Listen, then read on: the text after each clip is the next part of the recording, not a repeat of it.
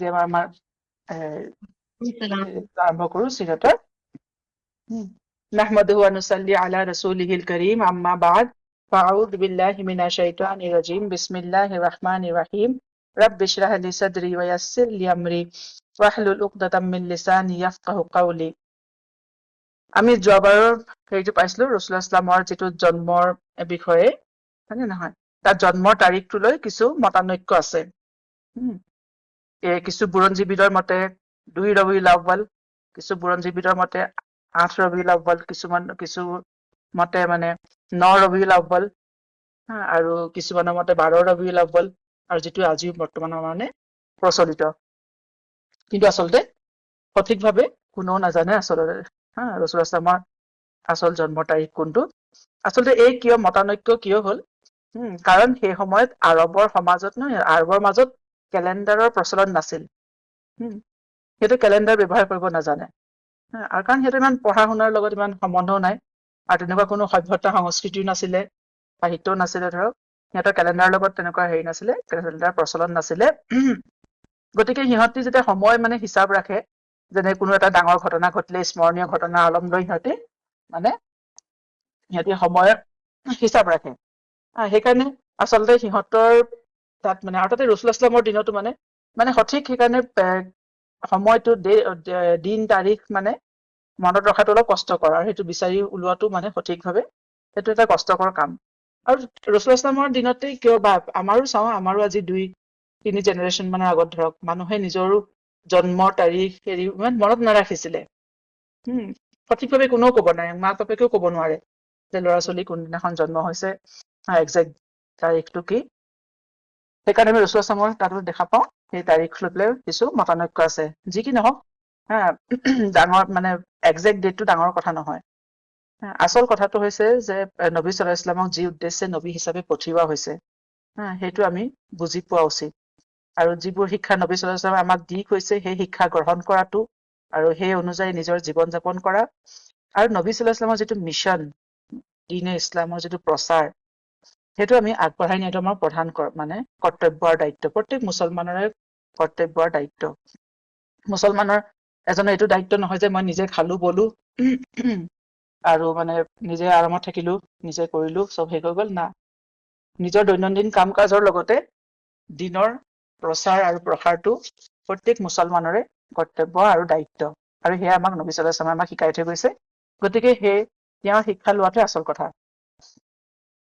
ঠিক আছে। এতিয়া মক্কাত থাকোতে হযৰত আমিনাই ৰাসূলুল্লাহ ইছলামৰ মানে ৰাসূলুল্লাহ ইছলামৰ জন্ম হল মক্কাত, আৰু কোৱা হয় আবু তালিবৰ ঘৰতে ৰাসূলুল্লাহ ইছলামৰ জন্ম হৈছিলে। নবী সাল্লাল্লাহু আলাইহি ওয়াসাল্লামৰ জন্মৰ পিছতে আমিনাই আব্দুল মুত্তালিবলৈ খবৰ পঠিয়ালে কেঁচুৱাৰ জন্ম হোৱাৰ কথাটো। আব্দুল মুত্তালিব আহি শিশুটিক কোলাত তুলি ললে, তেওঁ মৰম কৰিলে, চুমা খালে, আৰু কাবাৰ সন্মুখলৈ লৈ গল, আৰু আল্লাহ তাআলাৰ ওচৰত দোৱা কৰিলে, আৰু তাতে তেওঁৰ নাম ৰাখিলে মুহাম্মদ, যিটো সেই সময়ত আৰৱ সমাজৰ কাৰণে একেবাৰে মানে একেবাৰে সিহঁতি কেতিয়াও শুনা নাই, এইটো নাম একেবাৰে আনকমন আছিলে, আননোন, আগতে সিহঁতি শুনা নাই। মুহাম্মদ আমি আগতো পাইছো, যাৰ নামৰ অৰ্থ হৈছে যে যাক মানে বাৰে বাৰে প্ৰশংসা কৰা হয় বা প্ৰশংসনীয়, অত্যন্ত প্ৰশংসাৰ যোগ্য, সেয়া হৈছে মুহাম্মদৰ অৰ্থ। আৰু এই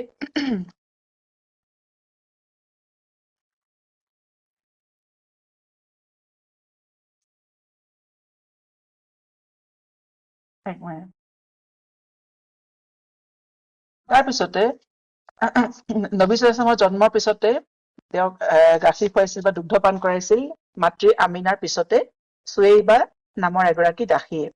এই চুৱেইবা তেখেত আছিলে আবু লাহাবৰ দাসী।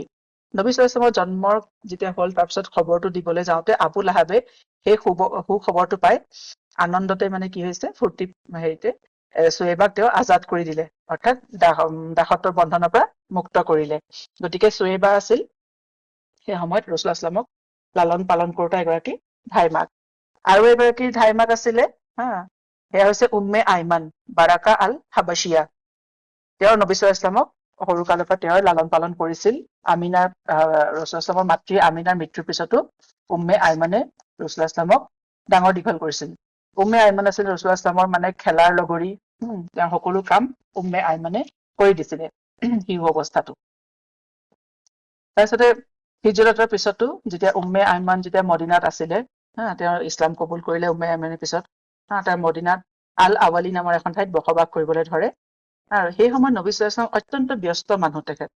হিজৰতৰ পিছত যেতিয়া নবী সাল্লাল্লাহু আলাইহি ওয়াসাল্লাম মদিনালৈ গৈছিলে, কাৰণ তেওঁৰ নতুনকে হোৱা মুছলমান খিনিৰ কাৰণে তেওঁ শিক্ষাৰ ব্যৱস্থা আৰম্ভ কৰা, তাত এখন নতুন ইছলামিক ষ্টেট প্ৰতিষ্ঠা কৰা, তাৰ নতুন আইন কানুন বনোৱা, আৰু যিবোৰ তাৰপৰি আকৌ মুনাফিকৰ সমস্যা আছিলে তাৰ সমস্যা, তাৰপিছত ইহুদিবোৰৰ সমস্যা, মানে বিভিন্ন সমস্যাৰে ৰাসূলুল্লাহ মানে জড়িত হৈ আছে, ঘেৰি আছিলে বিভিন্ন সমস্যাই। ইমানবোৰ কামৰ পাছতো ৰাসূলুল্লাহ কি হৈছে, সময় উলিয়াই এগৰাকী বুঢ়ী মহিলা, কাৰণ তেওঁ মানে সেই মানুহগৰাকীৰ ওচৰতে খবৰ কৰিবলৈ যায়, যিগৰাকী মহিলাই 50 বছৰ আগতে তেখেতক চোৱা চিতা কৰিছিলে। সেয়া হৈছে আইমান। ইমানৰ পিছতো যদি কেতিয়াবা ৰাসূলুল্লাহ বহু দিনলৈ নাযায়, খবৰ নকৰে, তেতিয়া আইমানে ৰাসূলুল্লাহক খং কৰিছিলে যে তুমিতো আমাক পাহৰিয়ে গলা, আমাৰ খবৰে নাৰাখা, হয় নে নহয়? অৰ্থাৎ তেখেতে মৰমেৰে তাৰমানে ৰাসূলুল্লাহ মানে মৰমেৰে মানে আবদাৰ কৰিছিলে যে আমাৰ মানে খবৰ নাৰাখে। কিন্তু ৰাসূলুল্লাহ সকলোৰে খবৰ ৰাখিছিলে। আৰু এনেও আমি আৰৱত দেখিছো, আৰৱসকলৰ মাজত যে সিহঁতি আপোন পৰিয়াল আৰু সম্বন্ধ খুব বজাই ৰাখে, ঠিক আছে। গতিকে নবী সাল্লাল্লাহু আলাইহি ওয়াসাল্লামে তেওঁ এজন ব্যস্ত নেতা, শাসক হয় তেখেত, তাৰ পিছতো তেওঁ সময় উলিয়াই আইমানৰ খবৰ কৰিবলৈ গৈছিলে। ৰাসূলুল্লাহৰ জন্মৰ পিছত সেই সময়তে কি হৈছিলে, আৰৱৰ যিটো সম্ভ্ৰান্ত সমাজ আছিলে, যিটো এলিট ক্লাছ আছিলে, সিহঁতৰ মাজত এটা প্ৰথা আছিলে যে সিহঁতি নিজৰ নৱজাত শিশুবোৰক, ল'ৰা ছোৱালীবোৰক মৰুভূমিৰ মাজত যি বসবাস কৰা বেদুইনৰ ঘৰলৈ পঠিয়াই দিছিলে। তাত সিহঁতৰ ডাঙৰ দীঘল কৰিবলৈ। বেদুইনবোৰে কি হৈছে, বেদুইন কবিলাবোৰে তাক লৈ গৈছিলে, মক্কাৰ যিখিনি সম্ভ্ৰান্ত পৰিয়ালৰ মানে নৱজাত শিশু আছিলে সিহঁতক লৈ যায়, আৰু সিহঁতি তাহাঁতৰ লালন পালন কৰিছিলে। তেনে এটা বেদুইন কবিলা মানে, আৰু সেইটো হৈছে বেদুইন কবিলাবোৰে তেনেকে কি হৈছে, সিহঁতৰ নিজৰ উপাৰ্জনৰ এইটো এটা মাধ্যম আছিলে। কুৰাইশৰ ধনী মানুহৰ ল'ৰা ছোৱালীবোৰ সিহঁতি ডাঙৰ দীঘল কৰে, আৰু তাৰ প্ৰতিদানত সিহঁতি পইচা পায়। যিধৰণে আজিকালি মানুহে মানে যিবোৰ মানে অলপ ধনী মানুহ থাকে, সিহঁতি কি কৰে যে সন্তানৰ কাৰণে সিহঁতি লালন পালনৰ কাৰণে নেনি ৰাখে। ঠিক তেনেদৰে তেনেকুৱা এটা কবিলা আছিলে বনু চাদ বিন বাকাৰ এটা কবিলা, বেদুইন কবিলা আছিলে। আৰু সকলো ওচৰলৈ যে পঠিয়াইছিলে সেইটো নহয়, সকলো বেদুইন কবিলাই যে মানে ল'ৰা ছোৱালী ডাঙৰ দীঘল কৰিছিলে তেনেকুৱা কথা নহয়। কেইটামান পাৰ্টিকুলাৰ বেদুইন কবিলা আছিলে, যাৰ ওচৰলে মানে মক্কাৰ মানে সম্ভ্ৰান্ত পৰিয়ালৰ মানুহবোৰে নিজৰ ল'ৰা ছোৱালী ডাঙৰ দীঘল হবলৈ পঠিয়াই দিছিলে। গতিকে মক্কাৰ যিখিনি ধনী মানুহ আছিলে, সিহঁতি নিজৰ ল'ৰা ছোৱালীবোৰক মৰুভূমিৰ কঠিন পৰিৱেশৰ মাজলৈ পঠিয়াইছিল, যাতে সিহঁতি প্ৰকৃতিৰ মাজত ডাঙৰ দীঘল হব পাৰে। আৰু তাৰ ফলত কি হয়, সিহঁতি শাৰীৰিকভাৱে শক্তিশালী হয়, মজবুত হয়, আৰু সিহঁতি নিজৰ ভৰিৰ ওপৰত থিয় হবলৈ শিকে, আৰু কষ্টকৰ পৰিৱেশত সিহঁতি এডজাষ্ট কৰিব পাৰে। কাৰণ সিহঁতি মক্কাখন এখন চহৰ হলেও মৰুভূমি শুকান ঠাই। মক্কাৰ জীৱন অতি কঠিন আছিলে, আৰু মক্কাৰ ধনী মানুহখিনিয়ে এই কথাটো জানিছিলে। কাৰণ সিহঁতি ব্যৱসায় সূত্ৰে হওক বা ব্যৱসায় সূত্ৰেই সিহঁতি শ্যাম, পাৰস্য আদি ঠাইলৈ গৈছিলে, আৰু সেই ঠাইৰ মানুহবোৰৰ সুবিধা আৰাম সিহঁতি দেখা পাইছিলে। তাৰ তুলনাত কি হৈছিলে, মক্কাৰ জীৱন অত্যন্ত মানে কঠিন আছিলে, কষ্টকৰ আছিলে। সেইটো চাগে এটা কাৰণ আছিলে যে সিহঁতি নিজৰ সন্তানক মানে মক্কাৰ পৰিৱেশতকৈও কঠিন পৰিৱেশত ডাঙৰ দীঘল হবলৈ মানে মৰুভূমিৰ মাজলৈ পঠিয়াই দিছিলে। গতিকে সিহঁতি কঠিন পৰিৱেশত জীয়াই থাকিবলৈ শিকিছিলে, আৰু যিকোনো পৰিস্থিতিতে মানে সিহঁতি নিজকে খাপ খুৱাব পাৰিছিলে। গতিকে এতিয়া মানুহৰ এইটো এটা কথা যে মানুহে যিকোনো পৰিস্থিতি, নিজৰ যেনেকুৱাই পৰিস্থিতি নহওক, সেই পৰিস্থিতিত মানুহে আচলতে কেনেদৰে খাপ খাব পাৰি, মানুহে সেই বিষয়ে আচলতে চিন্তা কৰিব লাগে। মক্কাৰ মানুহখিনিও, কুৰেইশখিনিও সিহঁতৰ পইচা পাতিও আছিলে। সিহঁতি এইটো নহয় যে কঠিন পৰিৱেশৰ পৰা সিহঁতি পলাই যাব, সেই পৰিৱেশত কেনেকে খাপ খাব সিহঁতি তাৰ ব্যৱস্থা কৰিছিলে। নিজৰ ল'ৰা ছোৱালীক কেনেকে এডজাষ্ট কৰিব পাৰিব তাৰ সিহঁতি ব্যৱস্থা কৰিছিলে, আৰু সেইকাৰণে সিহঁতি জন্মৰ পিছতে ল'ৰা ছোৱালীবোৰক মৰুভূমিলৈ পঠিয়াই দিয়ে। আৰু এটা কাৰণ ল'ৰা ছোৱালীক মৰুভূমিৰ মাজলৈ পঠিয়াই দিয়াৰ ডাঙৰ দীঘল হবলৈ, যে এটা হৈছে যে যিহেতু মক্কাখনত মানে এখন ডাঙৰ চহৰ, তালৈ পৃথিৱীৰ বিভিন্ন ঠাইৰ মানুহ আহিছিলে কাবাৰ জিয়াৰতৰ কাৰণে। হা, গতিকে সিহঁতি ভাবিছিলে যে মানে যে মক্কাত মানে ধৰণৰ বিভিন্ন মানুহৰ সমাগম হয়। গতিকে সেইখন ল'ৰা ছোৱালী মানে ডাঙৰ দীঘল হবৰ কাৰণে উপযুক্ত ঠাই নহয়, তাত বিভিন্ন বেমাৰ আজাৰ হ'ব পাৰে, সেইকাৰণে সিহঁতি ল'ৰা ছোৱালীক আঁতৰাই পঠাইছিলে। আৰু এটা কথা আছিলে, যিহেতু বিভিন্ন ঠাইৰ মানুহ আহিছিলে মক্কালে, হা, আৰু তাৰ মানে যিখিনি কুৰেশ্বৰ সম্ভ্ৰান্ত মানুহ আছিলে, সিহঁতি ভাবিছিলে যে সিহঁতৰ ভাষা সংস্কৃতিৰ ওপৰত আনৰ প্ৰভাৱ পৰিব। হা, বিভিন্ন ঠাইৰ মানুহ আহে মক্কালে, গতিকে সিহঁতৰ ভাষা আৰু সংস্কৃতি মানে বিশুদ্ধ অৱস্থাত পিয়ৰ ফৰ্মত নাথাকিব। আৰু এনেও আৰববোৰ নহয় নিজৰ ভাষা আৰু সংস্কৃতিৰ প্ৰতি অত্যন্ত সিহঁতি সংবেদনশীল আছিল। আৰু বেদুইনবোৰ যিহেতু মৰুভূমিৰ মাজত থাকে, সিহঁতৰ ওপৰত এই বাহিৰা মানে বাহিৰা সভ্যতাৰ প্ৰভাৱ পৰা নাই, বাহিৰা ভাষাৰ সিহঁতৰ ওপৰত প্ৰভাৱ পৰা নাই, সিহঁতি সেইবোৰ প্ৰভাৱৰ পৰা মুক্ত আছিল। গতিকে সিহঁতৰ মাজত আৰবী ভাষাটো শুদ্ধ ৰূপত আছিলে, মানে পিয়ৰ ফৰ্মত মানে সংৰক্ষিত হৈ আছিলে। হা, সেই মানে সিহঁতি মানে শুদ্ধ আৰবী ভাষাটো কৈছিলে, সলসলীয়াকে, এলকুৱেণ্ট। ঠিক আছে, সেইকাৰণে কুৰেশ্বৰ মানে মানুহবোৰে মক্কাৰ মানুহখিনি কি কৰে, সিহঁতৰ ল'ৰা ছোৱালী খিনি সেই ভাষাটো শিকিবৰ কাৰণেও, সিহঁতৰ মাজত যাতে পিয়ৰ আৰবী ভাষাটো সিহঁতি প্ৰিজাৰ্ভ কৰি ৰাখিব পাৰে, তাৰ কাৰণে সিহঁতি ল'ৰা ছোৱালীবোৰক কি হৈছিলে, বেদুইনবোৰৰ মাজলৈ পঠিয়াই দিছিলে। আৰু নবী সাল্লাল্লাহু আলাইহি ওয়াসাল্লামকো তেওঁৰ জন্মৰ পিছতে মানে সেইদৰে পঠিয়াই দিয়া হৈছিলে, সেই প্ৰথা অনুসৰিয়ে। আৰু আমি দেখা পাওঁ যে নবী সাল্লাল্লাহু আলাইহি ওয়াসাল্লাম সঁচাকে এই প্ৰথাৰ দ্বাৰা, মানে এইটো যিটো নিয়ম চলি আছিলে, ইয়াৰ দ্বাৰা বহুত দিশৰ পৰা উপকৃত হৈছিলে। কাৰণ তেওঁ অতি সলসলীয়াকে কথা কব পাৰিছিলে। হা, ক'তো কেতিয়াও কোনো ধৰণৰ কথা কওঁতে, কোনো বক্তৃতা দিওঁতে নবী সাল্লাল্লাহু আলাইহি ওয়াসাল্লামৰ কেতিয়াও খোকোজা লগা নাছিলে। আৰু কোৰাণো নাজিল হৈছিলে, ৰাসূলুল্লাহ সাল্লাল্লাহু আলাইহি ওয়াসাল্লামে পঢ়িব নাজানিছিলে, হয় নে নহয়? তেওঁৰ অন্তৰত কোৰাণ নাজিল হয়, কিন্তু প্ৰত্যেকটো আয়াত নবী সাল্লাল্লাহু আলাইহি ওয়াসাল্লামে সলসলীয়াকে শুদ্ধকৈ উচ্চাৰণ কৰে। কোনো খেলি মেলি নাই, এইটো নহয় যে এবাৰ তেওঁ ভুলকে প্ৰনাউন্স কৰিলে, উচ্চাৰণ কৰিলে বা ভুলকে ক'লে, পিছৰ বাৰ আকৌ শুদ্ধকে ক'লে, না। তেওঁ একেবাৰতে শুদ্ধকে আৰু সলসলীয়াকে কৈছিলে। গতিকে তেওঁ নিজে লিখিব পঢ়িব নাজানে, কিন্তু মানুহক তেওঁ লিখা পঢ়া শিকায়, হয় নে নহয়? স্পিচ দিয়ে, বক্তৃতা দিয়ে, আৰু কোনো মানে তেওঁৰ প্ৰস্তুতি নথকাকে, আগৰ প্ৰিপেৰেচন নথকাকে তেওঁ ৰাসূলুল্লাহ সাল্লাল্লাহু আলাইহি ওয়াসাল্লামে সলসলীয়াকে ক'ব পাৰে। কেতিয়াও তেওঁ শুদ্ধ কৰিব লগা হোৱা নাই। আৰু সেই কাৰণেতো আমি দেখা পাওঁ যে চাহাবাসকলে হদিছ মানে ইমান সহজতে তেওঁলোকে মানে ইমান হদিছ তেওঁলোকে মনত ৰাখিব পাৰিলে। যদি আমাৰ নিচিনাকে ৰাসূলুল্লাহ সাল্লাল্লাহু আলাইহি ওৱাসাল্লামে কথা ক'লেহেঁতেন, যে এটা বাক্যতে মানে হাজাৰটা আমাৰ 2-3টা ভুল ওলাই, বা আকৌ বাৰে বাৰে আমি ৰিপিট কৰি থাকিব লগা হয়, তেতিয়াহ'লেতো চাহাবাসকলে ইমান হদিছ কেতিয়াও সংৰক্ষণ কৰিব নোৱাৰিলেহেঁতেন। ৰাসূলুল্লাহ সাল্লাল্লাহু আলাইহি ওৱাসাল্লামৰ ভাষা একদম শুদ্ধ, সলসলীয়া আছিলে, স্পষ্ট। মানুহক বুজাত কোনো কষ্ট হোৱা নাছিলে। আৰু মই এখন হেৰিত পাইছো, যে এ মাৰ্চি টু হিউমেনিটি বুলি এখন কিতাপ আছে, তাৰ পৰা মই লৈছো। তাত এটা মানে তেওঁ এটা লিখিছে, এজন ৱেষ্টাৰ্ণ স্কলাৰৰ বিষয়ে, কোন স্কলাৰ তেওঁৰ নামটো দিয়া নাই, মই সেই তেনেকে কিতাপখনৰ পৰা সেইদৰে উঠাই দিছো। তাত ৱেষ্টাৰ্ণ স্কলাৰজনে লিখিছে যে, it does not surprise me that Muhammad was a prophet, for indeed Allah had already sent to হিউমেন কাইণ্ড many prophets. But what truly amazes me is that when he was sent after the age of 40, he was illiterate. Despite not being able to read or write, he became the best of orators and the most eloquent of eloquent people.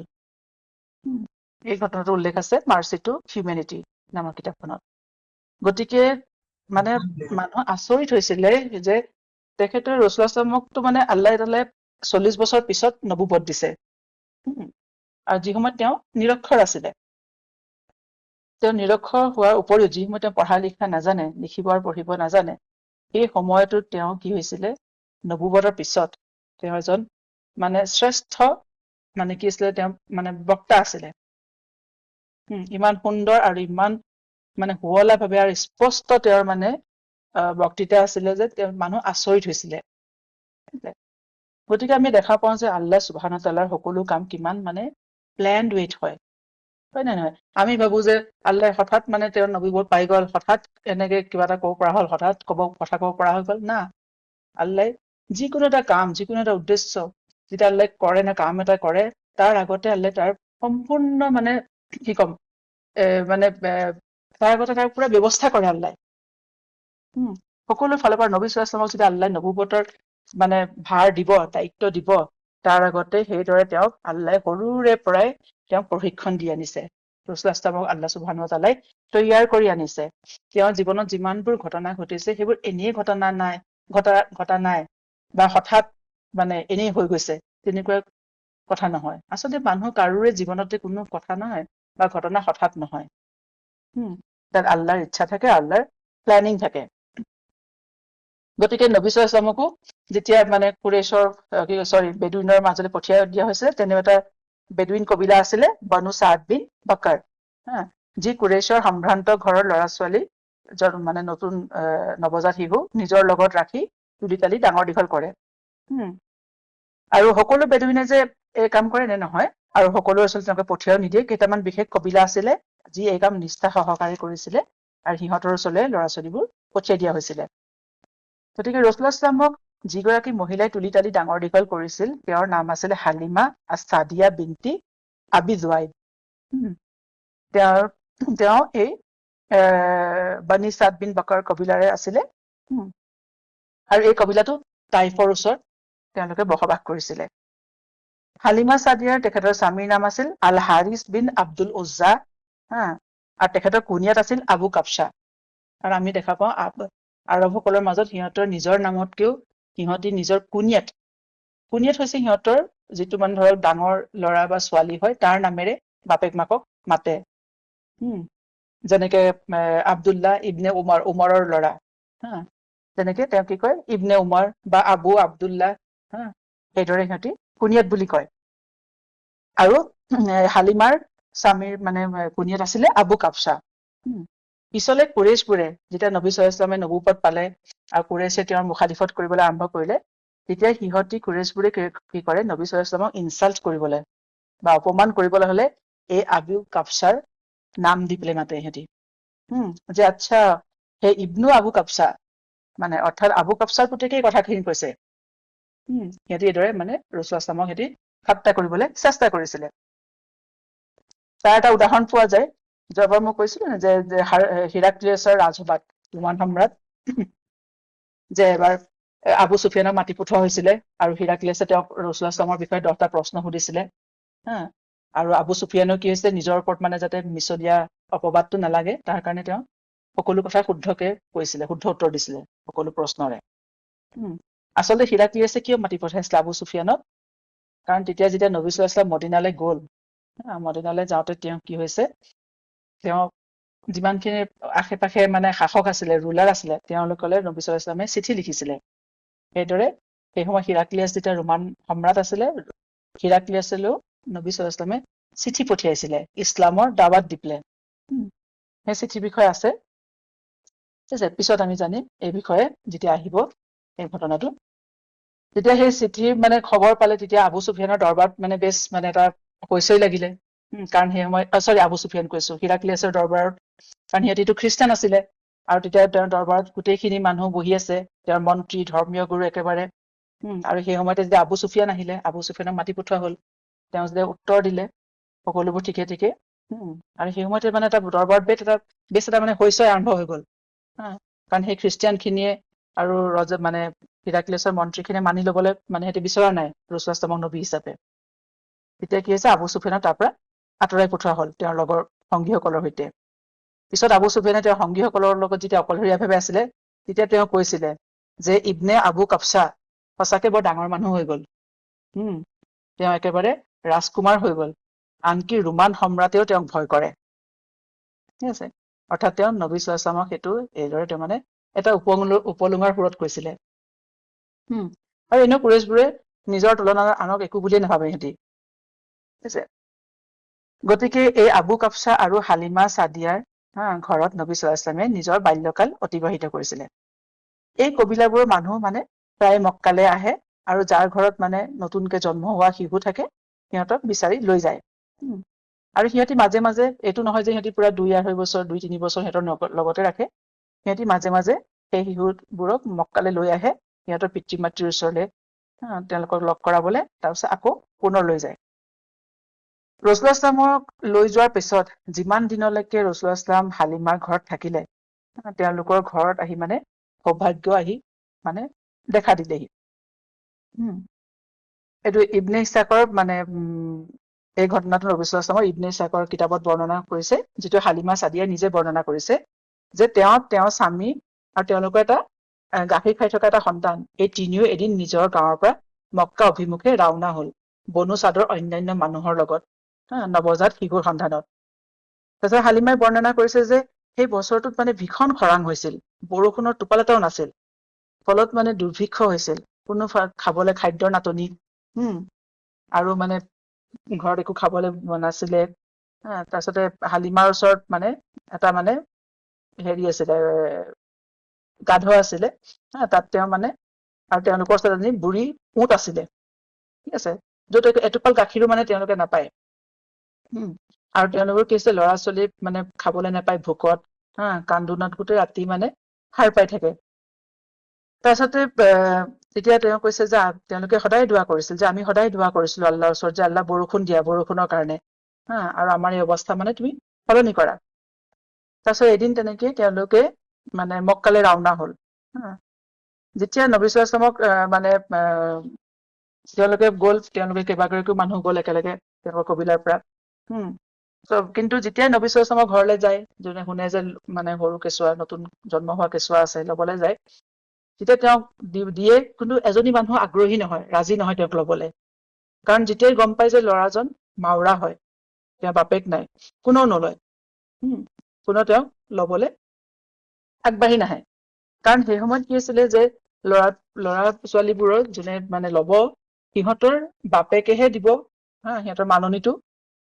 গতিকে যদি তেওঁ এজন য়েতিম ল'ৰা, পিতৃহীন, গতিকে তেওঁৰ আটাইকৰ তত্বাৱধানত ডাঙৰ দীঘল হৈছে, আৰু মাকেনো তেওঁক কি দিব পাৰিব, আটাইকৰ মাকে।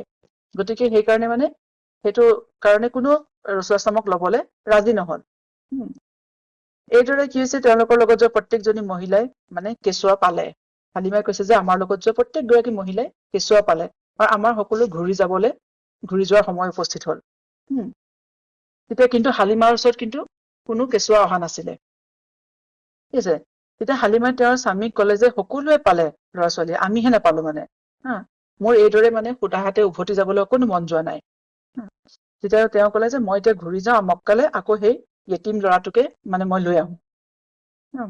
তেতিয়া তেওঁৰ স্বামীয়েও কলে যে ঠিক আছে, লৈ যাওঁ আমি, তাতনো কি ডাঙৰ মানে ক্ষতি হব আমাৰ, আৰু কিজানি আল্লাহ তাআলাই এই শিশুটিৰ জৰিয়তে আমাৰ ওপৰত ৰহমত আৰু বৰকত নাজিল কৰে।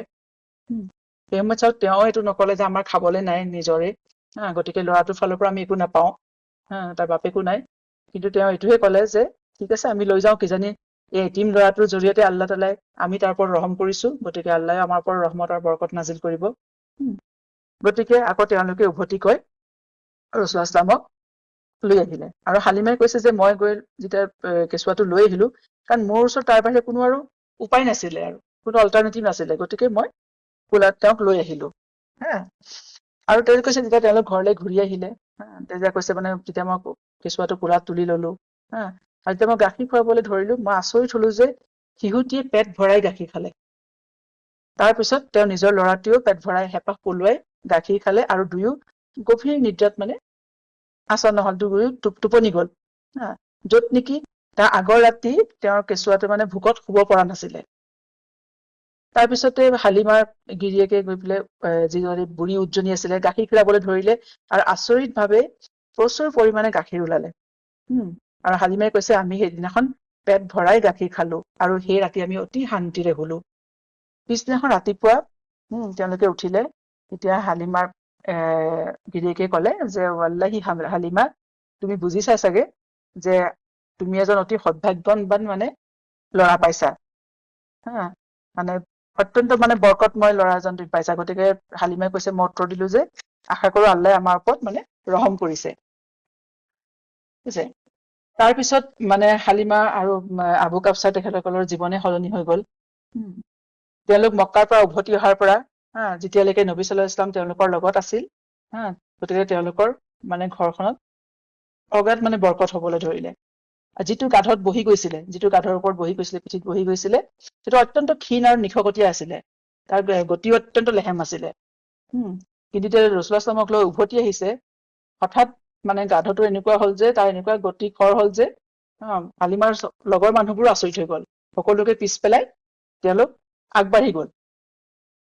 আৰু তেওঁলোক যেতিয়া নিজৰ অঞ্চল আহি উপস্থিত হল, দেখিলে যে সৌভাগ্য তেওঁলোকৰ আগে আগে আহি সেই ঠাইত উপস্থিত হৈছেহি। যিডোখৰ মাটি একদম শুকাই গৈছিলে, অনুৰ্বৰ মাটি, সেইডোখৰ এতিয়া সেউজীয়া ঘাঁহেৰে পৰিপূৰ্ণ হৈ আছে। আৰু সেই গোটেই অঞ্চলৰ গোটেই মানুহখিনি, সিহঁতৰ জন্তুবোৰে সেই ঠাইলৈ মানে সিহঁতি সেই ঘাঁহলৈ সিহঁতি চৰাবলৈ লৈ যায়, চৰিবলৈ যায়। আৰু সেই সিহঁতৰ জন্তুবোৰেও পেট ভৰাই খাবলৈ পালে। আৰু সেই সিহঁতিও মানে মানুহবোৰৰ তেতিয়া সেই জন্তুবোৰৰ পৰা অপৰ্যাপ্ত পৰিমাণে সিহঁতি গাখীৰ পায়। ৰসুলাছলাম এইদৰে হালিমাৰ ওচৰত 2 বছৰ আছিল। এইদৰে তেওঁলোকে প্ৰায় 2-2.5 বছৰ মান ল'ৰা ছোৱালী লগত ৰাখে। যেতিয়া তেওঁৰ গাখীৰ এৰুৱাবৰ সময় হল, সেই তেতিয়া নিয়ম মতে কি হয়, কেঁচুৱাটো নি পেলাই শিশুটো নি মাকৰ ওচৰলৈ লৈ যাব লাগে আৰু উভতাই দিব লাগে। যেতিয়া উভতাই দিয়াৰ সময় হল ৰসুলাছলামক, তেতিয়া হালিমাৰ মানে ৰসুলাছলামক এৰি দিবলৈ মন নাই। তেওঁ বিভিন্ন ধৰণে চিন্তা কৰি আছে যে কেনেকে লগত ৰাখিব পাৰি। আৰু তেওঁ ভালকে জানিছিলে যে আমাৰ ঘৰত যিখিনি ৰহমত আৰু বৰকত মানে বৰ্ষণ হৈ আছে এই শিশুটিৰ কাৰণে। আৰু সেইকাৰণে তেওঁ মানে বিভিন্ন ধৰণে তেওঁ গল মক্কালে, গৈ মানে আমিনাক খুব কাবৌ-কোকালি কৰিছে আৰু যে মানে খুব বুজাইছে যে এনেকে ল'ৰাটো মক্কাত থকাটো মানে সুবিধাজনক নহয়, তেওঁৰ কাৰণে ভাল নহয়, তেওঁৰ স্বাস্থ্যৰ কাৰণে ভাল নহয়। ইয়াত মানে বহুত মানুহ আহে, গতিকে তেওঁ আকৌ ইনফেকচন হব, বেমাৰ হব। এই ধৰণে বিভিন্ন ধৰণে তেওঁলোকে মানে হেৰি দিবলৈ ধৰিলে, খুব কাকুতি মিনতি কৰিবলৈ ধৰিলে আমিনাৰ ওচৰত হালিমাই। তাৰপিছত অৱশেষত আৰু ৰসুলাছলামৰ মাতৃও ৰাজি হল, আমিনাও ৰাজি হল, যে দেখিছে যে মানুহখিনি ইমান বেছি আগ্ৰহ কৰিছে, ইমান অনুৰোধ কৰিছে, গতিকে তেওঁ অনুমতি দিলে ৰসুলাছলামক তেওঁলোকৰ লগত লৈ আহিবলৈ। এইদৰে ৰসুলাছলাম আহি হালিমাৰ লগত প্ৰায় 4 বছৰমান বয়সলৈকে ৰসুলাছলাম আছিলে।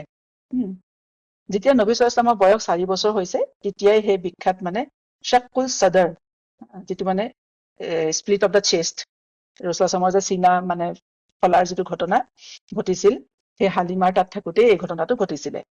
এইটো ঘটনাটোৰ বিষয়ে সহিহ মুছলিমত উল্লেখ আছে, আৰু ঘটনাটো বৰ্ণনা কৰিছে আনাছ ইবনে মালিক ৰাদিয়াল্লাহু আনহুৱে, যে এদিন নবী সাল্লাল্লাহু আলাইহি ওয়াসাল্লাম যেতিয়া তেওঁৰ বয়স 4 বছৰ আছিলে, তেওঁ নিজৰ অন্যান্য লগৰীয়াবোৰৰ লগত ছাগলী চৰাবলৈ ওলাই গৈছে। ভাবক ৰসুলাছলামে সেই 4 বছৰ বয়সৰ পৰাই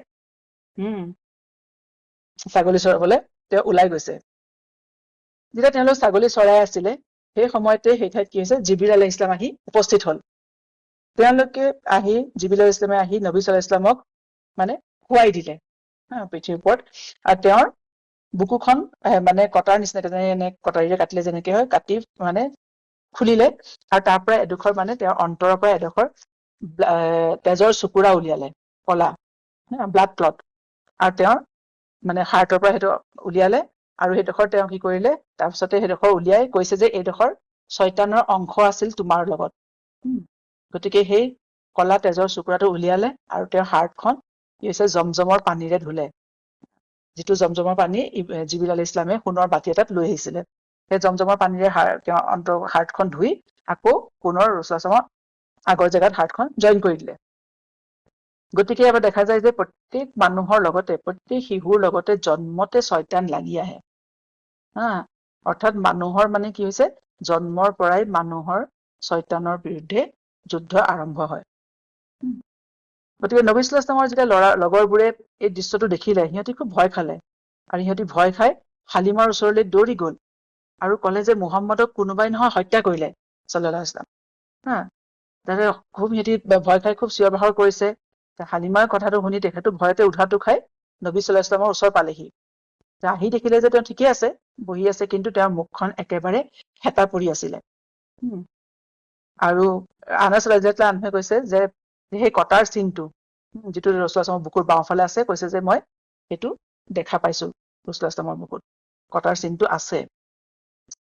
আৰু আমি যিটো সূৰা আমি সদায় পঢ়ো না, আলাম নাশৰাহ লাকা সাদৰাক, আল্লাহে কৈছে মই আপোনাৰ অন্তৰখন, আপোনাৰ বুকুখন খুলি দিয়া নাই নে? গতিকে অনেক মানে তফছিৰৰ স্কলাৰসকলৰ মতে এই আয়াতটো সেই শাক্কুল চদৰ ঘটনাৰ বিষয়ে এই আয়াতটোত কোৱা হৈছে। আল্লাহ তাআলাই সেই ঘটনাটোৱে উল্লেখ কৰিছে বুলি কৈছে।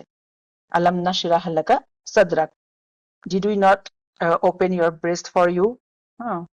আৰু এনেও শ্বাৰাহে চাদৰ যিটো হৈছে সেইটো হৈছে কি যে মানে মানুহৰ অন্তৰখন খুলি দিয়া, অৰ্থাৎ কিবা এটা কথা নুবুজা কথা থাকিলে মানুহে যেতিয়া বুজি পায় তাৰ কাৰণে মানুহৰ অন্তৰখন খোল খাই গ'ল, তাৰ অৰ্থ সেইটোও লোৱা হয়।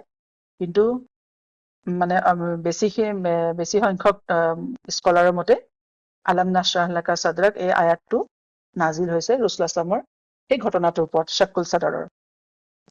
এই ঘটনাৰ পিছত হালিমাই বৰ ভয় খালে আৰু নবী সাল্লাল্লাহু আলাইহি ওয়াসাল্লামৰ সুৰক্ষাৰ কথা চিন্তা কৰি লগে লগে তেওঁ মাকৰ ওচৰলৈ লৈ গ'ল আৰু তেওঁক উভতাই দিলে। বহু বছৰ পিছত যেতিয়া হালিমাই মানে ইছলাম কবুল কৰিলে, তেওঁ তেতিয়া তেওঁ মদিনাত বসবাস কৰিছিলে আৰু তেওঁ মদিনাত নহয়, তেখেতটো তাইফৰ আছিলে।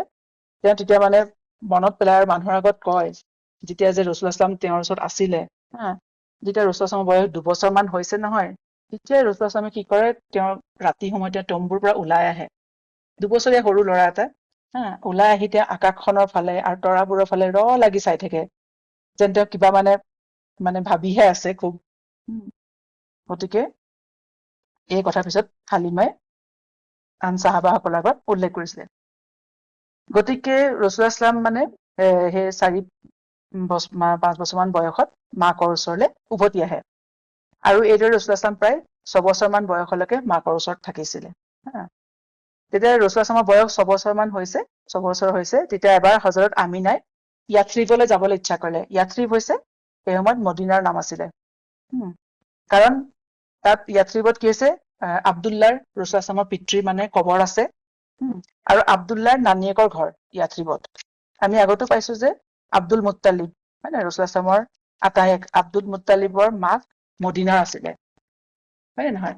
গতিকে মানে আব্দুল্লাহৰ সকলো মানে আপোন মানুহ, মোমায়েকৰ পৰিয়ালটো মানে কি হৈছে মদিনাৰ হয়, ইয়াথ্ৰিবৰ। আৰু আৰববোৰে এনেও নিজৰ পৰিয়ালৰ সম্বন্ধ যিটো কিনশ্বিপ মানে টাইশ্বিপ, সেইটো সাংঘাতিক তেওঁলোকে মেইনটেইন কৰিছিলে। মানে তেওঁলোকে সেই সময়ত, কাৰণ সিহঁতৰ পৰিয়ালৰ মানুহৰ ছাপোৰ্টটো বৰ ডাঙৰ বস্তু আছিলে সিহঁতৰ, আৰু সিহঁতি মানে নিজৰ পৰিয়ালৰ মানুহৰ মাজত এই সম্বন্ধটো এটি খুব বজাই ৰাখিছিলে। গতিকে হযৰত আমিনায়ো কি কৰিলে, তেওঁ ঠিক কৰিলে যে তেওঁৰ পুত্ৰক লৈ পেলাই যাব তেওঁৰ নানীয়েকৰ পৰিয়ালৰ সৈতে লগ কৰাবলৈ মদিনালৈ।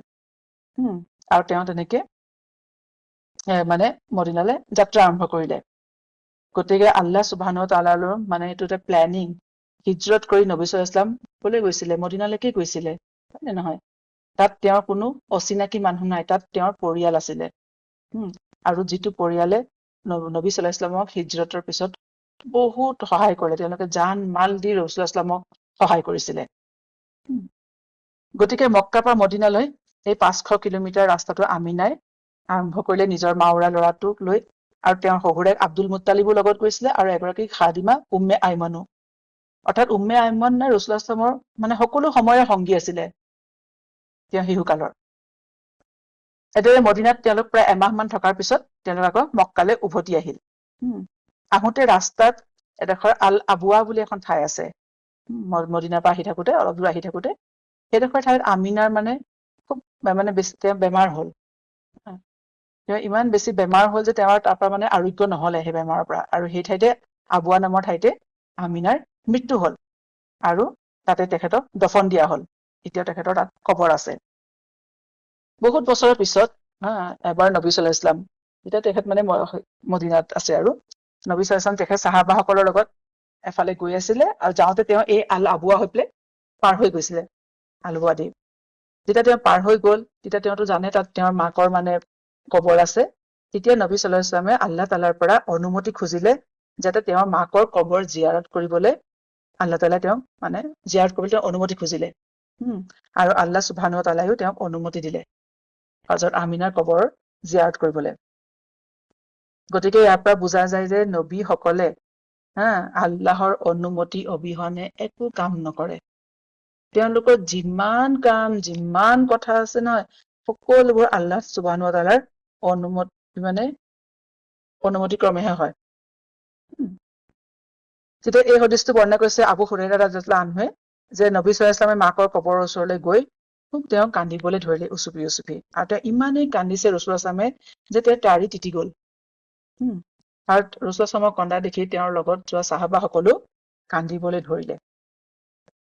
আৰু এই ঘটনাটোৰ পৰা এইটো হেৰি কৰা হয় যে তাৰ আগলৈকে মানে মুছলমানৰ কাৰণে কবৰস্থানত যোৱাৰ পাৰ্মিশ্যন নাছিলে, একমাত্ৰ দফন কৰিবলৈ যোৱাৰ পাৰ্মিশ্যন আছিলে, জিয়াৰত কৰিবলৈ যোৱাৰ পাৰ্মিশ্যন নাছিলে। এই ঘটনাৰ পিছৰ পৰাহে মুছলমানক মানে কবৰত মানে জিয়াৰত কৰিবলৈ যাবলৈ অনুমতি দিয়া হ'ল। ঠিক আছে, তাৰ আগতে ইমান কবৰত জিয়াৰত কৰিব যোৱাৰ পাৰ্মিশ্যন নাছিলে। গতিকে এতিয়া মাতৃ আমিনাৰ মৃত্যুৰ পিছত হযৰত উম্মে আইমান নবী আইমানে নবী সাল্লাল্লাহু আলাইহি ওয়াসাল্লামক ডাঙৰ দীঘল কৰিলে, আৰু তেওঁ আৰু আব্দুল মুত্তালিব তেখেতৰ আটাইক তেখেতৰ মানে গাৰ্জিয়ান হৈ থাকিলে, গাৰ্জিয়ান হৈ পৰিলে। আব্দুল মুত্তালিবে সিহিও নবী ৰাসূলুল্লাহ সাল্লামক মক্কালৈ লৈ আহিল, আৰু তেওঁ ৰাসূলুল্লাহ সাল্লামক খুব মৰম কৰিছিলে। এনেই পিতৃহীন ল'ৰা, তাতে ইমান কম বয়সতে মাককো হেৰুৱালে। সেইকাৰণে আব্দুল মুত্তালিবে নহয় ৰাসূলুল্লাহ সাল্লামক সকলো সময়তে তেওঁ নিজৰ ওচৰতে ৰাখে, অলপো তেওঁ চকুৰ আঁতৰ হবলৈ নিদিয়ে। নিজৰ সন্তানতকৈ বেছি মৰম কৰিছিলে। সেই সময়ত যে কাবাৰ ওচৰত মানে কাবাৰ সন্মুখত এখন মানে গাদী আছিলে, তাত এখন কাৰ্পেট পৰা থাকে, সেইখন মানে কুৰেশ্বৰ লিডাৰৰ কাৰণে কিবা মানে হেৰি ঘটনা মানুহৰ কিবা ডিছকাছ কৰিলে, আলোচনা চক্ৰ হলেও কি হৈছে লিডাৰজন তাত বহে, আৰু বাকী কুৰেশ্বৰ লিডাৰসকল বাকী মানে মানুহখিনি তেওঁৰ সন্মুখত বহে। আৰু সেই আসনখনত বা সেই গাদীখনত মানে কাৰো বহাৰ অধিকাৰ পাৰ্মিশ্যন নাছিলে। তাৰ মানে আব্দুল মুত্তালিবৰ কোনো ল'ৰা ছোৱালী বা তেওঁৰ ককায়েক ভায়েক তেওঁৰ ভায়েকো কোনো বহিবলৈ তাত সাহস নকৰে। এদিন কি হল, ৰাসূলুল্লাহ সাল্লামে তাত গৈ পেলাই সৰু থাকোতে তেওঁ তাত গৈ বহিলেগে। তাক দেখি তেওঁৰ দদাইকসকলে সকলোৱে তেওঁক মানে তাৰ পৰা আঁতৰাব চেষ্টা কৰিলে, যে এতিয়া আব্দুল মুত্তালিবৰ খং উঠিব, তেওঁ মানে ল'ৰাটো তাত গৈ বহিছেগে।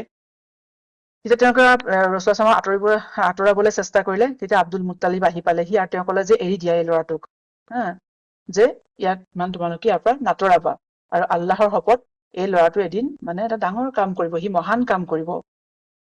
ঠিক আছে, আৰু সেই দিনাখনৰ পৰা কি হৈছে যে সেই আসনখনত সেই গাদীখনত আব্দুল মুত্তালিবৰ লগতে ৰাসূলুল্লাহ সাল্লামো সদায় বহিছিলে, যিটো মানে এটা ডাঙৰ প্ৰিভিলেজ আছিলে ৰাসূলুল্লাহ সাল্লামৰ কাৰণে। ঠিক তেনেদৰে আব্দুল মুত্তালিবে যেতিয়া আহাৰ গ্ৰহণ কৰে, খায়, তেওঁ সদায় নবী সাল্লাল্লাহু আলাইহি ওয়াসাল্লামক লগত বহাই লৈছিলে, কাৰণ নাতিনীয়েকৰ অবিহনে তেওঁ কেতিয়াও আহাৰ গ্ৰহণ নকৰিছিলে। আৰু যেতিয়া খোৱা শেষ হয় তেওঁ উঠে, তেওঁৰ নাতিনীয়েককো নিজৰ লগতে লৈ যায়, কাৰণ তেওঁ সেইটো ভাবিছিলে যে এতিয়া খাই বৈ ঠিকাৰ ওচৰলৈ যাব, না মাকৰ ওচৰলৈ যাব পাৰে না বাপেকৰ ওচৰলৈ। সেইকাৰণে কি হৈছিলে, আব্দুল মুত্তালিবে কোনো সময়তে ৰাসূলুল্লাহ সাল্লামক অকলশৰে এৰি দিয়া নাছিলে। আৰু তেওঁ যে মৰম কৰিছিলে নবী সাল্লাল্লাহু আলাইহি ওয়াসাল্লামক, কেৱল এইটো নহয় যে তেওঁ মানে মাওৰা আছিলে, নহয়, মানে কিন্তু আচলতে কি হৈছিলে, তেওঁ শিশু অৱস্থাতে, সৰু অৱস্থাতে আব্দুল মুত্তালিবে তেওঁৰ নাতিনীয়েকৰ মাজত বহুতো গুণ লক্ষ্য কৰিছিলে, যাৰ কাৰণে তেওঁ ইমান মৰম কৰিছিলে ৰাসূলুল্লাহ সাল্লামক। তেওঁৰ মনত মৰম উপজিছিলে আচলতে। ঠিক আছে, যেতিয়া ৰাসূলুল্লাহ সাল্লামৰ বয়স 8 বছৰ হল, তেতিয়া আব্দুল মুত্তালিবৰো মৃত্যু হল। আৰু তেওঁৰ মৃত্যুৰ আগতে, তেওঁ যেতিয়া মৃত্যু সজ্জাত আছিলে তাৰ আগতে তেওঁ ৰাসূলুল্লাহ সাল্লামৰ দায়িত্ব আব্দুল মুত্তালিবে তেওঁৰ পুতেক আবু তালিবৰ দিলে। কাৰণ আবু তালিব আছিলে ৰাসূলুল্লাহ সাল্লামৰ নিজৰ দদায়েক, অৰ্থাৎ আব্দুল্লাহ মানে ফুল ব্ৰাদাৰ, নিজৰ ভাই, একে মাকৰে ল'ৰা। বাকী যেনেকে আবু লাহাব হওক, হামজা ৰাদিয়াল্লাহু আনহু হওক, আব্বাছ হওক, এওঁলোকৰ মাক বেলেগ বেলেগ আছিলে। ঠিক আছে, সেইকাৰণে আবু তালিব আছিলে আব্দুল্লাহ মানে একে মাকৰে ভায়েক। গতিকে আব্দুল মুত্তালিবৰ পিছত ৰাসূলুল্লাহ সাল্লামৰ তত্ত্বাৱধানৰ দায়িত্ব আবু তালিবৰ হাতলৈ গল। ঠিক আছে, এইদৰে নবী সাল্লাল্লাহু আলাইহি ওয়াসাল্লামৰ ওচৰৰ মানুহ, তেওঁ ভাল পোৱা মানুহৰ এজন এজনকৈ নাইকিয়া হৈ গল, হয় নে নহয়? প্ৰথমে তেওঁ পিতৃ, তাৰপিছত মাতৃ, আটায়েক, যাক তেওঁ সকলোতকে বেছি মৰম কৰিছিলে, যাক ৰাসূলুল্লাহ সাল্লামে সকলোতকে ভাল পাইছিলে, সেই সকলোবোৰ কি হৈছে, আল্লাহ তাআলাই অতি কম বয়সতে ৰাসূলুল্লাহ সাল্লামৰ জীৱনৰ পৰা লৈ গল। ইয়াত আল্লাহ তাআলাৰ কি হিকমত আছে যে নিজৰ ভাল পোৱা মানুহ, হয় নে নহয়, এজন এজনকৈ সকলোবোৰ গুচি গল। আচলতে কি, আল্লাহৰ নবী, হয় নে নহয়, আল্লাহৰ ৰসুল, আল্লাহ তাআলাই কি হৈছে সম্পূৰ্ণ নিজৰ তত্ত্বাৱধানত ডাঙৰ দীঘল কৰিছিলে, নিজৰ তত্ত্বাৱধানত ৰাখিছিলে ৰাসূলুল্লাহ ইছলামক। মানে আৰু এইটোৰ কাৰণে যে তেওঁ নিজকে মানে ৰাসূলুল্লাহ ইছলামক মানে সকলো মানুহৰ পৰা আঁতৰাই ৰাখিছিলে, যাতে তেওঁ মানে এক আল্লাহৰ ধ্যানত মানে বা এক আল্লাহৰ লগতে সম্পৰ্ক স্থাপন কৰিব পাৰে। এটা আমি সূৰা মুহাম্মাদতো আল্লাহ তাআলাই কৈছে যে ফালামু আন্নাহু লা ইলাহা ইল্লাল্লাহ ওয়াস্তাগফিৰ লিযামবিক, যে জানি লোৱা তেওঁৱে এক আল্লাহ, তেওঁৰ বাহিৰে আৰু কোনো আল্লাহ নাই, গতিকে তেওঁৰ ওচৰতে তোমালোকৰ মানে তওবা কৰা, নিজৰ গুনাহৰ কাৰণে মাফ খোজা। অৰ্থাৎ ৰাসূলুল্লাহ ইছলামক মানে সকলো মানে হেৰিৰ পৰা আল্লাহ তাআলাই একদম সম্পূৰ্ণ নিজৰ তত্ত্বাৱধানত ৰাখিছিলে। আৰু দ্বিতীয়তে যিবোৰ মানে ধৰক ল'ৰা ছোৱালী কঠিন পৰিস্থিতিৰ মাজেৰে ডাঙৰ দীঘল কৰিছিলে, কাৰণ যাৰ পিতৃ মাতৃ নাথাকে সিহঁতৰ জীৱন সঁচাকৈ কঠিন হয়, বিভিন্ন সমস্যাৰ সন্মুখীন হয়। কিন্তু ৰাসূলুল্লাহ ইছলামে ওপৰত ডাঙৰ হয় যে তেওঁৰ ওপৰত যিটো এটা ডাঙৰ দায়িত্ব আল্লাহ তাআলাই দিবলৈ গৈ আছে, সেই দায়িত্বটো দিবৰ কাৰণে তেওঁক আল্লাহে তেনেকে এটা কঠিন পৰিস্থিতিৰ মাজেৰে ডাঙৰ দীঘল কৰাটো মানে দৰকাৰ আছিলে। নহলে তেওঁ ইমান ডাঙৰ দায়িত্ব এটা কেতিয়াও ৰাসূলুল্লাহ ইছলামে ল'ব নোৱাৰিলেহেঁতেন, হয় নে? আৰু দ্বিতীয়তে তেওঁক আল্লাহ তাআলাই সকলো মানুহৰে কাৰণে লিডাৰ হিচাপে মানে তেওঁক লিডাৰ বনাব, হয় নে নাই? গতিকে লিডাৰ এজনে যদি আনৰ সমস্যাবোৰ বুজি নাপায় বা তেওঁ বুজিব নোৱাৰে, তেন্তে কাম কেনেকে কৰিব? গতিকে আল্লাহ তাআলাই ৰাসূলুল্লাহ ইছলামক সকলো ধৰণৰ কঠিন পৰিস্থিতিৰ মাজেদি নি তাৰ পিছত তেওঁৰ ওপৰত সেই নবুৱতৰ কঠোৰ দায়িত্বটো অৰ্পণ কৰিছিলে। তাৰপিছত যেতিয়া আবু তালিবৰ হাতলৈ ৰাসূলুল্লাহ ইছলামৰ দায়িত্ব আহিলে, তেওঁ ভতিজাকৰ সম্পূৰ্ণ দায়িত্ব বহন কৰিলে, আৰু আবু তালিবৰ ঘৰতে নবী সাল্লাল্লাহু আলাইহি ওয়াসাল্লাম ডাঙৰ দীঘল হ'বলৈ ধৰিলে। আবু তালিবে তেওঁক নিজৰ সন্তানৰ তুলনাত ৰাসূলুল্লাহ ইছলামক ভতিজাকক বেছি মৰম কৰিছিলে, আৰু তেওঁক বেছ সন্মানো কৰিছিলে আবু তালিবে, আৰু তেওঁক মানিছিলো। আৰু এইদৰে আবু তালিবে প্ৰায় মানে 40-42 বছৰ মান আবু তালিবে ৰাসূলুল্লাহ ইছলামৰ মানে তেখেতক মানে লগত ৰাখিছিলে, ঠিক আছে। আৰু ইয়াত এটা ঘটনা আছে, উল্লেখ আছে যে মুখতাছাৰ চিৰাতি ৰসুল বাই শ্বেখ আব্দুল্লাহ আন নাজদী, এই ঘটনাটো আছে। এই ঘটনাটো বৰ্ণনা কৰিছে জালহামা বিন আল ফুটা। তেখেতে কৈছে যে এবাৰ মই মক্কালৈ আহিছিলো, আৰু সেই বছৰটো খুব খৰাং হৈছিল, বৰষুণ একেবাৰে নাছিল। এতিয়া দেখিলো আহি পেলাই যে কুৰেশবোৰে আবু তালিবক কৈছিল, কাৰণ আবু তালিব সেই সময়ত কি আছিলে, আব্দুল মুত্তালিবৰ পিছত তেওঁ কুৰেশৰ বনি হাছিমৰ তেখেত লিডাৰ হৈছিলে। গতিকে সকলো আহি তেওঁকে ক'লেহি যে আমাৰ অঞ্চলটো একেবাৰে শুকাই গৈছে, গছ গছনি চব মৰি গৈছে, আমাৰ ল'ৰা ছোৱালীবোৰে খাবলৈ নোপোৱা হৈছে, ভোকত আছে। কৈছে ব'লা, গতিকে আমি এতিয়া কাবাত যাওঁ আৰু সকলো আমি আল্লাহৰ ওচৰত বৰষুণৰ কাৰণে দোৱা কৰো। তেতিয়া কৈছে সেই মানুহজনে যে তেতিয়া মই দেখিছো আবু তালিবৰ লগত মানে আবু তালিব কাবাৰ ফালে গ'ল, আৰু তেওঁৰ লগত এজন সৰু ল'ৰা, যি দেখিবলৈ বৰ ধুনীয়া ল'ৰাজন, আৰু তেওঁৰ মুখখন একদম মানে সূৰ্যৰ দৰে উজ্জ্বল, আৰু এটুকুৰা কলা ডাৱৰ মানে তেওঁৰ মূৰৰ ওপৰত আছিলে। আবু তালিব আৰু সেই ল'ৰাজনে কাবাৰ ৱালৰ সন্মুখত ওচৰত থিয় হ'ল আৰু বৰষুণৰ কাৰণে দোৱা কৰিলে। আৰু তেওঁ কৈছে আৰু অলপ সময়ৰ ভিতৰতে দেখিলো চাৰিওফালে পৰা মেঘে যেন আগুৰি আহিলে, আৰু ধাৰাসাৰ বৰষুণ পৰিবলৈ আৰম্ভ হ'ল। ইমানেই বৰষুণ হ'ল যে মানে মক্কাত পানী নিজৰা বৈ গ'ল, আৰু গছ গছনি আকৌ জীপাল হৈ উঠিলে। গতিকে ৰাসূলুল্লাহ ইছলামে নবুৱত পোৱাৰ আগতেও আল্লাহ তাআলাই কিছুমান চিন দেখুৱাইছিলে, কিছুমান ৰহমত কৰিছিলে। তিৰমিজিত উল্লেখ আছে যে ৰাসূলুল্লাহ ইছলামৰ যেতিয়া বয়স 12 বছৰ হৈছে, তেতিয়া তেওঁ প্ৰথমবাৰলৈ মানে আৰৱ অঞ্চলৰ পৰা বাহিৰলৈ যোৱাৰ সুবিধা পাইছিলে। সেই সময়ত আবু তালিবে এটা বিজনেছ ট্ৰিপত চিৰিয়ালৈ যাব লগা হ'ল, শ্বাম অঞ্চললৈ। আৰু যেতিয়া আবু তালিব তেওঁ যেতিয়া মানে সেই যাবলৈ থিৰাং কৰিছে, আৰু তেতিয়া নবী সাল্লাল্লাহু আলাইহি ওয়াসাল্লাম মানে বৰ বেজাৰ মনেৰে তেওঁ আছিলে, কাৰণ তেওঁ দদায়েকক এৰি থাকিব খোজা নাছিলে। আৰু আবু তালিবেও কথাটো গম পাই তেওঁৰ ভতিজাককো তেওঁৰ লগতে লৈ যোৱাটো ঠিক কৰিলে, আৰু তেওঁ ৰাসূলুল্লাহ ইছলামকো লৈ গ'ল। সেই সময়ত ৰাসূলুল্লাহ ইছলামৰ বয়স আছিলে 12 বছৰ। যেতিয়া তেওঁলোকে শ্বাম মানে চিৰিয়াৰ বসৰা পালেগৈ, সেইটো যেতিয়া মানে ৰোমান সাম্ৰাজ্যৰ অংশ আছিলে, তাত এটা গীৰ্জা আছিলে, খ্ৰীষ্টান গীৰ্জা আছিলে, আৰু তাত এজন পাদ্ৰী আছিলে, মংক, বাহিৰা বাহিৰা নামৰ বাহিৰা বা বুহাইৰা। গতিকে আৰৱসকলেও আৰৱ কাফিলাটো গৈ তাতে মানে কি হ'ল বাহৰ পাতিলে, তাতে তেওঁলোক ৰলে।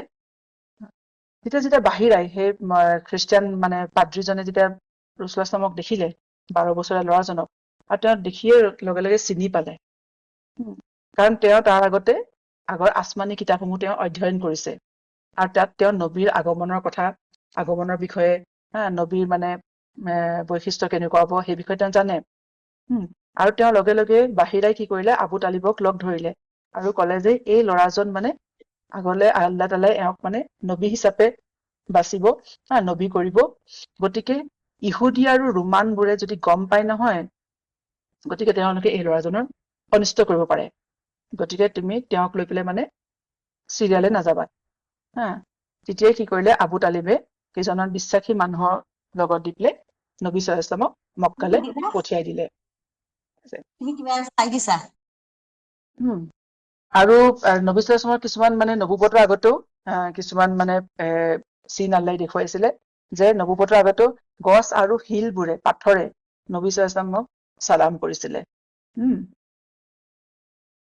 তাৰপিছতে এয়া হৈছে মানে তাৰপিছত আকৌ নবী সাল্লাল্লাহু আলাইহি ওয়াসাল্লামে দ্বিতীয়বাৰৰ কাৰণে যেতিয়া খাদিজা ৰাদিয়াল্লাহু আনহাৰ মানে যিটো বিজনেছ কাৰাভান আছিলে সেইটো লৈ পেলাই তেওঁ চিৰিয়ালে গৈছিলে। বা যি কি নহওক, আবু তালিব মানে কুৰেশ্বৰ যদিও তেওঁৰ নেতা আছিলে, তেওঁৰ লিডাৰ আছিলে, কিন্তু তেওঁৰ আৰ্থিক অৱস্থা বৰ ভাল নাছিলে, আৰু তেওঁৰ পৰিয়ালো ডাঙৰ আছিলে, ডাঙৰ পৰিয়ালটো তেওঁ পোহপাল দিব লগা হৈছিলে। গতিকে নবী সাল্লাল্লাহু আলাইহি ওয়াসাল্লামে যেতিয়া তেওঁ বুজা হোৱাৰ পৰাই, অতি সৰু বয়সৰ পৰাই তেওঁ কি হৈছে, তেওঁ ভেড়া চৰাবলৈ লয়।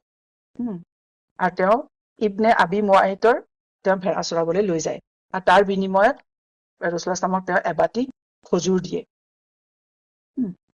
গতিকে এয়াই ৰাসূলুল্লাহ সাল্লাল্লাহু আলাইহি ওয়াসাল্লামৰ মানে তেতিয়া কাম আছিলে, তেওঁ মানে নবুৱতৰ আগতে। আৰু আমি এটা দেখা পাওঁ যে আল্লাহ প্ৰত্যেক নবীকে আল্লাহ তাআলাই কি হৈছে, জীৱনৰ এটা নহয় এটা সময়ত মানে ভেড়া চৰোৱাৰ যিটো কাম আছে সেইটো কৰোৱাইছে। তাত আল্লাহ তাআলাৰ মানে হিকমত আছে। প্ৰত্যেক নবী, কোনো এজন নবী এনেকুৱা অহা নাই যোনে মানে ভেড়া ছাগলী চৰোৱা নাইকিয়া। তাত আল্লাহৰ হিকমত আছে। স্কলাৰ সকলে কয় যে ভেড়া ছাগলীৰ মানে যিটো জাক, তাৰ যিটো মানে তাক মানে চৰাবলৈ নিয়াটো অত্যন্ত কঠিন কাম, কাৰণ সিহঁতিতো মানুহৰ নিচিনা ভাষা বুজি নাপায়। যেতিয়া এজন ভেড়া ৰখীয়া তেওঁ সকলো ফালৰ পৰা সিহঁতক মানে সুৰক্ষা দান কৰিব লগা হয়। আৰু সিহঁতক মানে কি হয়, সিহঁতৰ মানে যাতে সিহঁতক কোনোবা বনৰীয়া জীৱ জন্তুৱে ধৰি লৈ যাওক সেই বিষয়ে সিহঁতক চাব লগা হয়। সিহঁতৰ খোৱা বোৱা ক'ত পাব সেইফালে লৈ যাব লগা হয়। গোটেই জাকটো কন্ট্ৰল কৰিব লগা হয়। গতিকে আৰু কি হয়, ভেড়া ৰখীয়াবোৰে কি হয়, সদায় পিছফালৰ পৰা যিজন ভেড়া ৰখীয়া থাকে, শ্বেফাৰ্ড থাকে, তেওঁ পিছফালৰ পৰা তেওঁ কি হয়, নেতৃত্ব লয়। গতিকে এজন লিডাৰ বা নেতাৰো সেইটো এটা ডাঙৰ কাম, যে তেওঁ মানুহক আগৰ পৰা তেওঁ লিড নকৰে, ফ্ৰণ্টৰ পৰা পিছফালৰ পৰা মানুহখিনি আগবঢ়াই লৈ যায় সকলো মানুহকে। আৰু ৰাসূলুল্লাহ সাল্লাল্লাহু যদি আল্লাহ ৰাহমাতুল লিল আলামিন, গোটেই উম্মতৰ নেতা, ইমাম বনাবলৈ গৈ আছে, গতিকে তেওঁৰ কামো হৈছে সকলো মানুহকে নিজৰ লগত আগবঢ়াই লৈ যোৱা। আৰু সেইকাৰণে চাগে আল্লাহ তাআলাই নবী সাল্লাল্লাহু আলাইহি ওয়াসাল্লামকো সেই ভেড়া চৰোৱাৰ মানে কামত নিয়োগ কৰিছিলে। আৰু এটা কথা কোৱা হয় যে যিবোৰ মানুহে ধৰক প্ৰকৃতিৰ মাজত থাকে, এনেকে ভেড়া ছাগলী তেওঁলোকে মানে চৰাবলৈ নিয়ে বা লালন পালন কৰে, তেওঁলোকৰ অন্তৰবোৰো কোমল হয়, নৰম হয়, দয়াশীল হয়, আৰু তেওঁলোক খুব মানে অমায়িক হয়। আৰু আমি দেখিছো ৰাসূলুল্লাহ সাল্লাল্লাহু আলাইহি ওয়াসাল্লামৰ সমান, নবী সাল্লাল্লাহু আলাইহি ওয়াসাল্লামৰ সমান মানে অমায়িক নম্ৰ মানুহৰ কোন আছে পৃথিৱীত? ঠিক আছে। গতিকে তাৰপিছত এইদৰে থাকোতে আচলতে ৰাসূলুল্লাহ সাল্লাল্লাহু আলাইহি ওয়াসাল্লামৰ মানে নবুৱতৰ আগৰ বৰ বেছি হিষ্ট্ৰীত বৰ বেছি পোৱা নাযায়। কাৰণ কৈছো না, আগতে আৰববোৰৰ মানে লিখিত হেৰি নাছিলে, বুৰঞ্জী নাছিলে, ইতিহাস নাছিলে, আৰু সিহঁতি নাজানিছিলো যে এজন মানুহ মানে ল'ৰা গৈ পেলাই এদিন নবী হবগে, ইমান ডাঙৰ কাম কৰিব। গতিকে সিহঁতি সেই বিষয়ে তেনেকে কোনো মানে তেওঁৰ বিষয়ে, তেওঁৰ জীৱনৰ বিষয়ে মানে ঘটনাবোৰ হেৰি কৰি ৰখাত সিহঁতি ইমান গুৰুত্ব দিয়া নাছিলে। সেইকাৰণে আমি ৰাসূলুল্লাহ সাল্লাল্লাহু আলাইহি ওয়াসাল্লামৰ মক্কাৰ যিটো ফেজ, তেওঁৰ নবুৱতৰ পিছতো, আৰু সেই সময়ত মক্কাৰ যিটো নবুৱতৰ পিছতো যিটো ফেজ আছিলে নহয়, তাতো যথেষ্ট মানে কষ্টৰ দিন আছিলে মুছলমানৰ। আৰু মক্কাত নবুৱতৰ আগতো যিটো 40 বছৰ, সেই বিষয়ে আৰু নবুৱতৰ পিছত 10 বছৰো আমি সেইকাৰণে খুব বেছি এটা কি হৈছে মানে তাৰ বিষয়ে মানে তথ্য পোৱা নাযায়, মানে সদিছো পোৱা নাযায়। কিন্তু যেতিয়া মদিনালৈ আহিলে হিজৰত কৰি পেলাই তেতিয়া অকমান চাহাবাসকলৰ মাজত অকমান তেওঁলোকৰ শান্তি হ'ল, তেওঁলোকৰ কুৰেশ্বৰ অত্যাচাৰৰ পৰা বাচিলে। সেই সময়ত মানুহে তেতিয়া কি হৈছে ঘটনাবোৰ তেওঁলোকে সংৰক্ষণ কৰিবলৈ আৰম্ভ কৰিলে। সেইকাৰণে যিটো আমি মদিনাৰ যিটো পিৰিয়ড আছে, মদিনাৰ যিটো ফেজ ৰাসূলুল্লাহ ইছলামৰ মানে নবুৱতৰ পিছৰ, তাৰ বিষয়ে বেছি তথ্য পোৱা যায়। বুৰঞ্জী মানে তাৰ বিষয়ে হিষ্ট্ৰী বেছি পোৱা যায়। মক্কাৰ ফেজটো খুব কম পোৱা যায়, আৰু বিশেষকৈ ৰাসূলুল্লাহ ইছলামৰ সৰু কাল হওক বা তেওঁৰ ডেকা কাল হওক বা নবুৱতৰ আগৰ সময়খিনি হওক বহুত বেছি তথ্য পোৱা নাযায়। তাৰ ভিতৰত এটা উল্লেখযোগ্য ঘটনা আমি পাওঁ, যিটো হৈছে ফুজ্জাৰৰ যুদ্ধ বুলি কয়। যেতিয়া ৰাসূলুল্লাহ ইছলামৰ বয়স 20 বছৰ মান হ'ল, সেই সময়ত আৰৱৰ 3টা কবিলাৰ মাজত মানে কুৰেইশ, কিনানা এটা কবিলা মানে একেফালে আছিলে, আৰু কাইছ বুলি এটা কবিলা, সেইটোৰ মাজত এখন মানে ডাঙৰ যুদ্ধ হ'ল। আৰু সেইখন এখন যুদ্ধ হ'ল, তাত ৰাসূলুল্লাহ ইছলামে সেই যুদ্ধত মানে অংশগ্ৰহণ কৰিছিলে। আৰু সেই যুদ্ধৰ পিছতে আৰু এটা ঘটনা ঘটিছিলে, যে মক্কালে এজন মানে য়েমেনী ব্যৱসায়ী আহিছিলে য়েমেনৰ পৰা। হয়তো যে ব্যৱসায়ী মক্কালে আহিলে, কুৰেইশৰ এজন মানুহে কি কৰিলে, এটা মানুহে তেওঁৰ সকলো বস্তু চুৰ কৰি ললে। আৰু মানুহজনক মানে বস্তুখিনি লৈ ললে, পইচা নিদিলে। মানুহজন মানে য়েমেনী ব্যৱসায়ীজনক ঠগি দিলে। এতিয়া য়েমেনী ব্যৱসায়ীজন মানে কুৰেইশৰ বিভিন্ন তেওঁৰ মানে বাকী মানুহবোৰৰ ওচৰলৈ গৈছে, সহায় বিচাৰি কাকুতি মিনতি কৰিছে যে মোক কোনে সহায় কৰিব। কোনো সময়ত আগবাঢ়ি নাহিলে। তাৰপিছত সেই সময়ত এজন মানুহ আছিলে, তেওঁৰ নাম আছিলে আব্দুল্লাহ ইবনে জাদান। তেওঁ আগবাঢ়ি আহিলে, আৰু তেওঁ তেওঁৰ ঘৰতে কি হৈছে, কুৰেইশৰ তেওঁ গোটেই মানুহখিনি যিখিনি নেতা আছিলে, নেতৃবৰ্গীয় মানুহ আছিলে, তেওঁলোকক গোট খোৱালে, আৰু তেওঁলোকে এখন মানে চুক্তি কৰিলে কুৰেইশৰ লিডাৰসকলে, যে আজিৰ পৰা মানে যে মক্কাত যদি বাহিৰৰ পৰা অহা মানুহৰ ওপৰত কোনোবা মক্কাবাসীয়ে কিবা মানে অন্যায় কৰে, বা কোনোবাই কিবা তেনেকে তেওঁলোকক ঠগে, গতিকে তেতিয়া কি হব, যিসকলে এই চুক্তিত মানে স্বাক্ষৰ কৰিছে, চহী কৰিছে, গতিকে তেওঁলোকে আমি সকলোৱে মিলি তেওঁৰ সেই ক্ষতিপূৰণ দিম মানে। গতিকে সেই চুক্তিখন যেতিয়া চহী হৈছে, সেইখন ফুদুল বুলি কয়, আল ফুদুল। সেই চুক্তিখন চহী হোৱাৰ সময়ত তাত ৰাসূলুল্লাহ ইছলামো উপস্থিত আছিলে, আৰু তেতিয়া তেওঁৰ বয়স আছিলে 20 বছৰ। তাত বহুত বছৰ পিছত মানে ৰাসূলুল্লাহ ইছলামে